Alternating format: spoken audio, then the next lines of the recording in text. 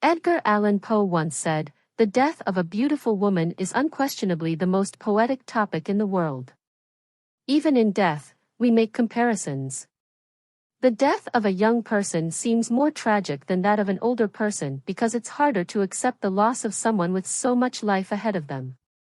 Similarly, the death of a beautiful person feels more poignant compared to someone less attractive, as we struggle to accept losing that beauty and witnessing nature's harsh decay. The death of someone who is both young and beautiful magnifies the dramatic nature of death, but the unjust death of someone who is both young and beautiful is even more devastating. Have we heard the story of Lady Jane Grey? At just 17, she was executed after serving as Queen of England for only 9 days, a victim of political machinations.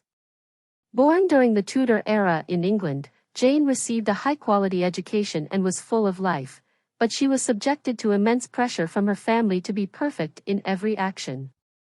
Marriage plans emerged early on. John Dudley wanted his son Guilford to marry Jane. This marriage could have positioned Jane to eventually ascend the throne due to her Tudor lineage.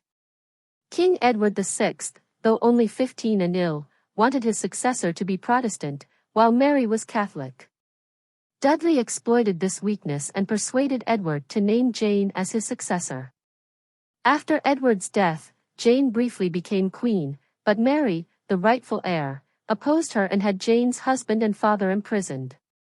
When Mary learned that Jane's father was involved in a rebellion against her, she decided to execute Jane. Jane's brief reign lasted only 9 days.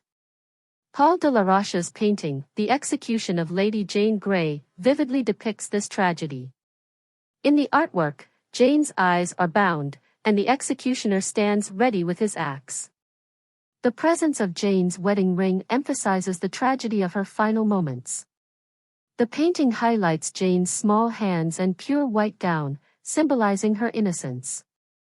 The executioner's reluctant gaze reflects the futility and injustice of the act.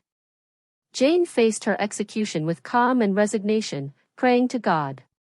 Her last words were similar to Christ's on the cross, "I commend my soul into thy hands."